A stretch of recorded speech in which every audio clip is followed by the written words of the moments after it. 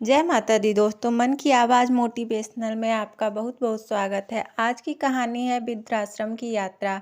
आज मनोहर लाल जी के घर पर मेहमानों का तांता लगा हुआ था। हो भी क्यों न, आज मनोहर जी जिन्होंने लगातार 35 वर्षों तक सरकारी मुकदमे में अपनी सेवा दी थी, रिटायर हो जा रहे थे। इसी उपलक्ष्य में उनके घर रिटायरमेंट की पार्टी थी। अब सभी रिश्तेदार और करीबी दोस्तों को बुलाया था।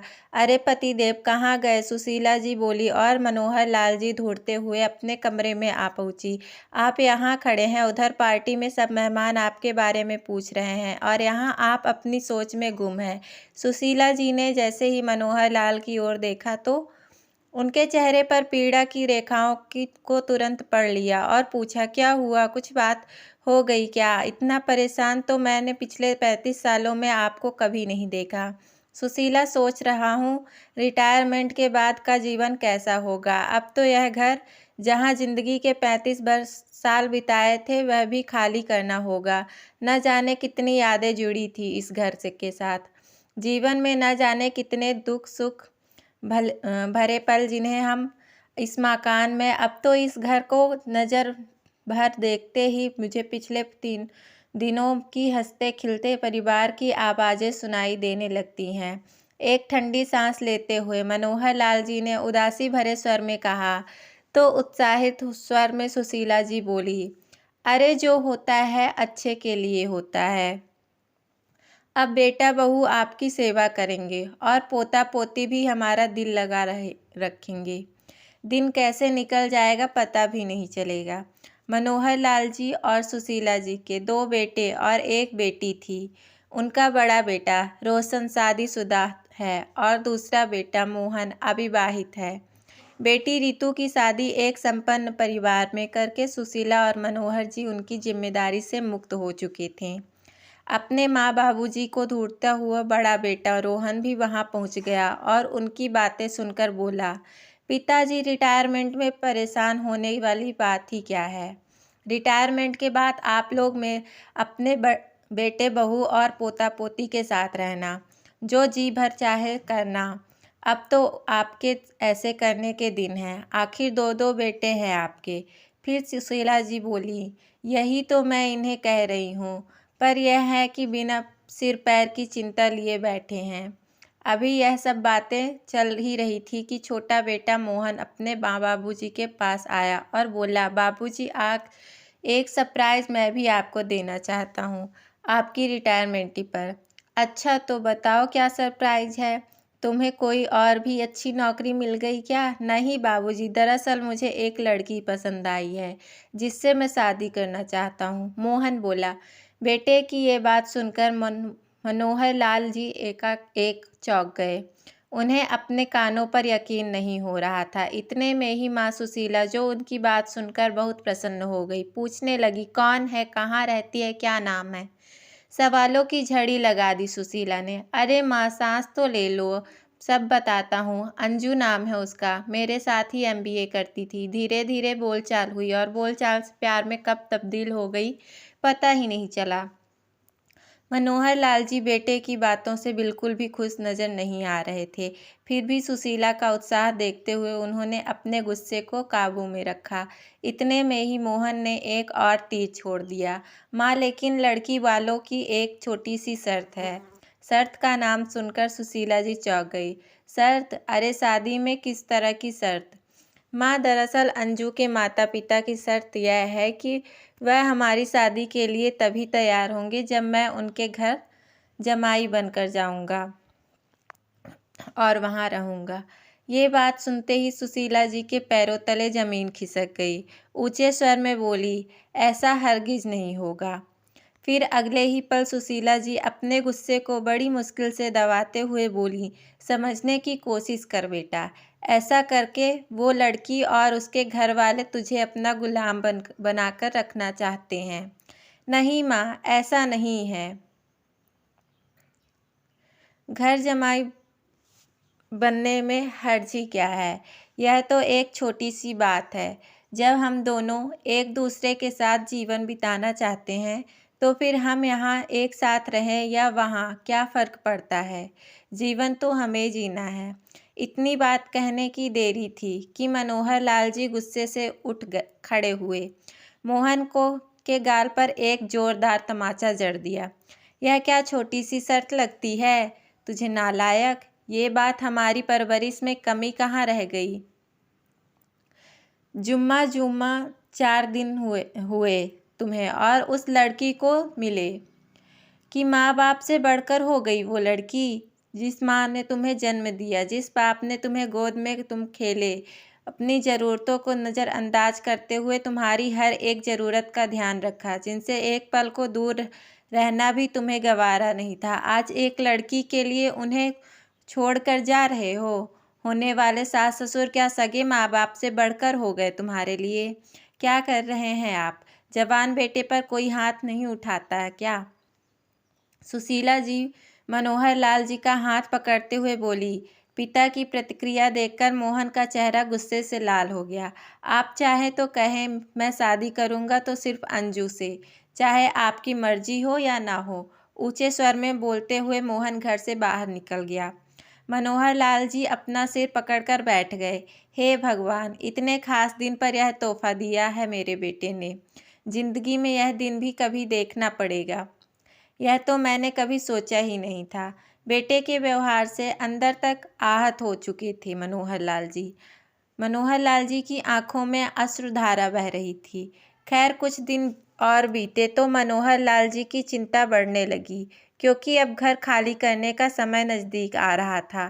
तभी एक दिन मनोहर लाल जी के घर पर एक कुरियर आया, जो बड़े बेटे रोहन के लिए नाम पर था। सुशीला जी की कुरियर लिया और उत्सुकतावश उसे खोलकर देखा तो उसमें एक पत्र लिखा था, लेकिन पत्र पढ़ते ही सुशीला जी स्तब्ध रह गई।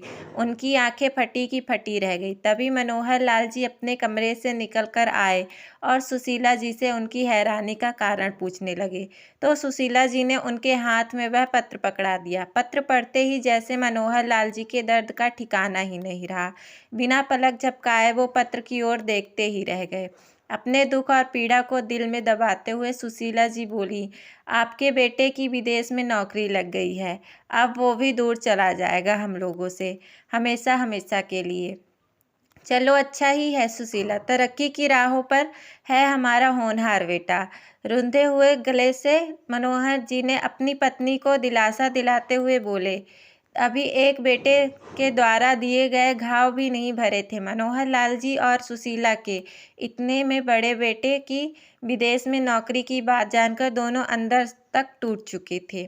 मनोहर जी सोचते सोचते पिछली यादों में डूब गए। उन्होंने अपने तीनों बच्चों को अपनी ईमानदारी की नौकरी और मेहनत करते हुए पढ़ाया लिखाया था और इस काबिल बनाया था कि आज दोनों अच्छी कंपनी में उच्च पदों पर कार्यरत हैं और बेटी की शादी एक अच्छे घर में हो चुकी थी। मोहन तो पहले ही इतने घाव दे चुका था हमें, पर बड़ा बेटा भी हमें छोड़कर चला जाएगा तो हम दिल में दर्द और पीड़ा लिए सुशीला जी बोली। उनकी आंखों में आंसू कपोलों तक आ गए। बेटा तुझसे तो हम यह उम्मीद नहीं थी। एक पल के लिए भी हमारे बारे में नहीं सोचा तूने और बेसहारा होने की कगार पर खड़ा कर दिया हमें। मोहन लाल जी मन ही मन सोचने लगे, अब हम कहाँ जाएंगे? हमारा तो यह घर भी हमसे कुछ दिनों में ले लिया जाएगा। सुशीला जी को चिंता सताने लगी। तुम चिंता क्यों करती हो सुशीला? मेरा रिटायरमेंट के पैसे आए हैं और फिर मेरी पेंशन भी तो आती है। हम दोनों का खर्चा बड़े आराम से चल जाएगा। हमारी ज़रूरतें ही कितनी रह गई हैं अब। जहाँ तक रही ठिकाने की बात, तो वह भी इंतजाम किसी वृद्ध आश्रम में हो जाएगा। कहते कहते मनोहर लाल जी की आवाज़ कांपने लगी। मनोहर जी सुशीला जी को दिलासा देकर बाहर निकल गए, मगर इनके बीच उनकी आंसुओं से भरी आंखों से छलकती बेबसी सुशीला जी से छुप नहीं पाई। उनके अंदर चलती उथल पुथल और उनके सिसकते हृदय की आवाज़ वह साफ सुन पा रही थी, लेकिन एक दूसरे को सांत्वना देने के अलावा और कुछ बचा भी नहीं था उनके पास। इतने में ही उनके विचार श्रृंखला को भंग करते हुए दरवाजे की घंटी बजी। दरवाज़ा खोलो तो देखा सामने बेटी और दामाद जी खड़े हैं। अपनी बेबसी को दिल के किसी कोने में छुपाकर सुशीला जी उनको अंदर लेकर आई। वहाँ देखते ही उनकी बेटी माँ से बोली, बाबूजी दिख नहीं रहे, कहाँ गए हैं? ओल्ड एज होम हो गया है, यह पता करने के लिए लोगों कहाँ रह पाएंगे। सुशीला जी ने बहुत गहरी सांस लेकर भारी मन से यह बात कही। उनकी बातें सुनकर बेटी जैसे अचंभित सी रह गई। क्या ये कैसी बातें कर रही हैं आप? 2 बेटे और 1 बेटी के रहते इस बुढ़ापे में आप लोग ओल्ड एज होम जाएंगे? इस उम्र में जब आपको ज़्यादा देखभाल और बच्चों का सहारा चाहिए तो आप ओल्ड एज होम जाने की तैयारी कर रहे हो। हाँ, सही कहा तुमने। 2 बेटे पर वो बेटे अपने कहाँ हैं? ऐसा कहते हुए सुशीला जी अपनी बेटी को सारा हाल सुनाया। सारी बातें सुनाकर अपनी बेटी की हैरानी का ठिकाना न रहा। फिर वो बोली, माँ चाहे जो हो, लेकिन मेरे होते हुए आप वृद्ध आश्रम बिल्कुल नहीं जाएंगी। आप हमारे साथ चलिए। अब से आप दोनों हमारे साथ ही रहेंगे। क्या माता पिता की जिम्मेदारियाँ केवल बेटों को ही होती है? क्या बेटियाँ माँ बाप को अपना साथ नहीं रख सकती? क्यों नहीं रख सकती हैं बेटा? लेकिन हम तुझ पर बोझ बनकर रहना नहीं चाहते। हम तो अपनी ज़िंदगी जी चुके हैं। हम चाहते हैं कि तू अपनी गृहस्थी में खुश रहे। सुशीला जी भले गले से बोली। तभी उनका दामाद बोला, इस उम्र में हम आपको अकेला नहीं छोड़ना चाहते माँ जी। मैं भी आप दोनों का बेटा हूँ। आप हमारे साथ चलकर रहेंगे तो हमें खुशी होगी। थोड़ी देर में मनोहर लाल जी भी घर वापस लौट आए। सुशीला जी और मनोहर लाल जी को अपनी बेटी और दामाद के विचार जानकर प्रसन्नता हुई। बेटों ने तो हमें पल भर में पराया कर दिया और इधर दामाद जी जो अकेला छोड़ना नहीं चाहते हमें। मन ही मन दोनों सोचने लगे। बेटी और दामाद हमदर्दी भरी नज़रों से माँ पिताजी की ओर देखने लगे और उनके जवाब का इंतजार कर रहे थे। तभी मनोहर लाल जी बोले, बेटी के सहारे की ज़रूरत ना पड़े, भले ही आज ही और अभी मौत हो जाए, ऐसी जिंदा रहने से तो अच्छा है कि भगवान हमें अपने पास बुला ले। तभी उनके दामाद जी मनोहर लाल जी की बातों को समझते हुए कहने लगे, मैं आपकी भावनाओं को भली बात समझता हूँ पिताजी। अगर आप हमारे साथ हमारे घर में नहीं रहना चाहते तो हम आपके लिए अपने घर के पास ही एक मकान किराए पर ढूंढ लेते हैं। यदि आप वहाँ भी रहेंगे तो हम आपका ख्याल अच्छे से रख पाएंगे और फिर रितु और बच्चों का भी दिल लगा रहेगा आपके साथ। दामाद जी, हमारे प्रति आपके विचारों और भावनाओं का मैं सम्मान करता हूँ, लेकिन मेरा आत्म स्वाभिमान भी मुझे यह सब करने की इजाज़त नहीं देता। इतना कहकर मनोहर लाल जी सोच विचार में डूब गए। कुछ देर बाद मनोहर लाल जी अपनी पत्नी से कहने लगे, सुशीला, मैंने जो फैसला लिया है अपनी बची हुई जिंदगी के लिए, क्या तुम मेरे फैसले में मेरा साथ दोगी? मैंने कभी आपका साथ छोड़ा है जो आज छोड़ूंगी? मनोहर लाल जी का हाथ थामते हुए सुशीला जी बोली। तो मनोहर लाल जी ने कहा, तो ठीक है सुशीला, इससे पहले कि हमारे बच्चे हमें वृद्ध आश्रम जाने को कहें, हम स्वयं ही दो दिन बाद वहां चले जाएंगे। जो पैसा रिटायरमेंट में मिला है उसे ओल्ड एज होम को ही दे देंगे। सुशीला जी हमारी गहरी सोच में डूब गई। बेटों के होते हुए इस उम्र में हमें ठिकाना ढूंढना पड़ रहा है। सोचते सोचते कभी अपनी किस्मत को कोसती तो कभी परवरिश को। फिर दर्द भरी आवाज़ में बोली, भगवान हमें ऊपर ही क्यों नहीं बुला लेता? अब करने को बचा ही क्या है इस जिंदगी में। अगले दिन बड़ा बेटा रोहन अपनी पत्नी और बच्चों के साथ माता पिता के घर पहुंचा। माँ, बाबूजी, आज मेरे लिए बहुत खुशी का दिन है, ये लीजिए, मुंह मीठा कीजिए। ऐसा कहते हुए उसने मिठाई का डिब्बा अपने माँ पिताजी की ओर बढ़ाया। मनोहर लाल जी और सुशीला जी उसे हैरानी से देखने लगे। पूछेंगे नहीं, ऐसी कौन सी खुशी की बात है? रोहन ने कहा। तो मनोहर लाल जी गंभीर स्वर में बोले, यही ना कि तेरी विदेश में नौकरी लग गई है, अब तू वहीं सेटल हो जाएगा और कामयाबी के शिखर को छू लेगा। हम सब जानते हैं बेटा। ऐसा कहते हुए मनोहर लाल जी रोहन का अपॉइंटमेंट लेटर उसके हाथों में थमा दिया। फिर सुशीला जी भरी दिल से कहने लगी, बेटा, यह फैसला करने से पहले तूने अपने माँ बाबूजी के बारे में एक बार भी नहीं सोचा? उम्र के इस पड़ाव पर हम कहाँ जाएंगे? कैसे जिएंगे। कहते कहते माँ का गला रूंधने लगा। रोहन और उसकी पत्नी ने यह सब बातें सुनकर हैरान थे। ये आप क्या कह रही हैं माँ? मेरी कुछ समझ में नहीं आ रहा। तभी रोहन की पत्नी नज़र दूसरी तरफ गई। मेज पर कुछ बैग पैक किए हुए पड़े थे। चौंकते हुए बोली, और ये आप लोग कहाँ जाने की तैयारी में हैं? बहू ने पूछा तो सुशीला जी बोली, हमें वृद्ध आश्रम जाने की सोच लिया है बेटा।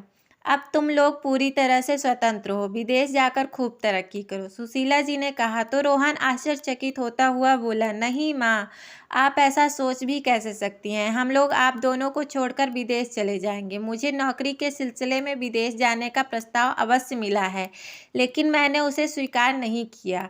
मनोहर लाल जी हैरानी से अपने बेटे की तरफ देखने लगे।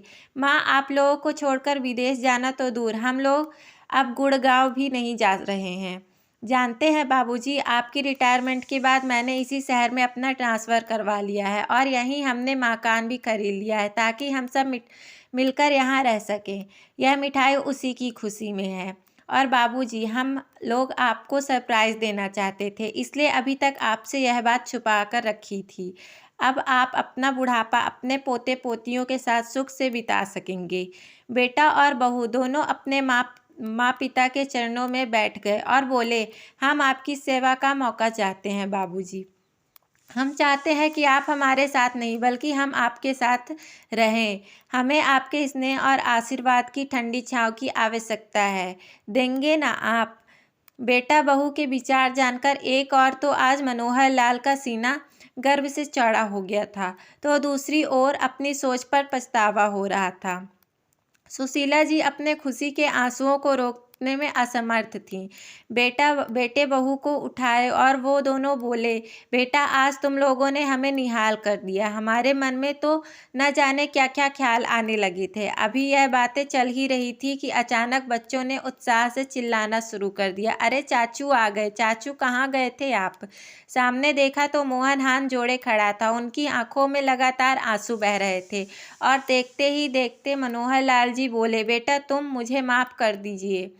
पिताजी, आप सही कहते थे कि अंजू और उनके माता पिता ने मुझे अपना गुलाम बनाकर रखना चाहते हैं। मैं तो उससे शादी करने के लिए जा रहा था, लेकिन रह रहकर मेरे कानों में आपके शब्द गूंजने लगे थे। अपने भगवान समान माँ बाबूजी का दिल दुखाकर मुझे भी शांति नहीं मिल रही थी।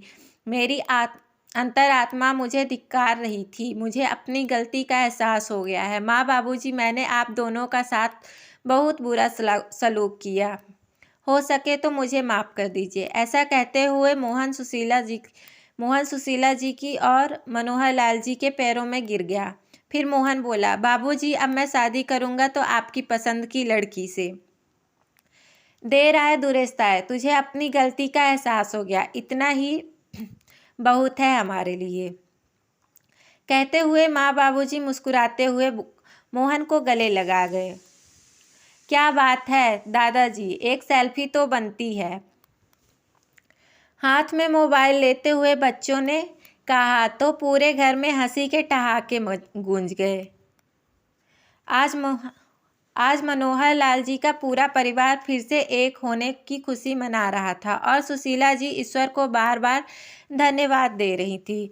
दोस्तों, माँ बाप बरगद की वह विशाल वृक्ष हैं जिसकी छाया में मुझे महफूज रहते हैं, बच्चे महफूज रहते हैं। एक माँ बाप ही हैं जिन्हें आपकी तरक्की पर सबसे अधिक खुशी होती है। आज आप लोग जो कुछ भी पीछे इन्हें लोगों का त्याग हैं, आप अचानक बड़े नहीं हो गए हैं। आपको बड़ा करने में माँ बाप ने अपने जिस्म को सुखाया और बूढ़े माँ बाप कड़कड़ाती धूप में अपने शरीर को तपाया है। जिस पेड़ ने आपको बचपन में अपनी छाँव दी है, उसके पत्ते सूखने मत दीजिए, उन्हें भी स्नेह और प्यार का एक खाद दीजिए। अपनी मधुर बाणी और व्यवहार रूपी पानी से उन्हें सींचते रहिए, क्योंकि जब छाया देने वाला वृक्ष नहीं रहता तो आंगन भी धूप में आने लगती है। वीडियो पसंद आए तो लाइक शेयर सब्सक्राइब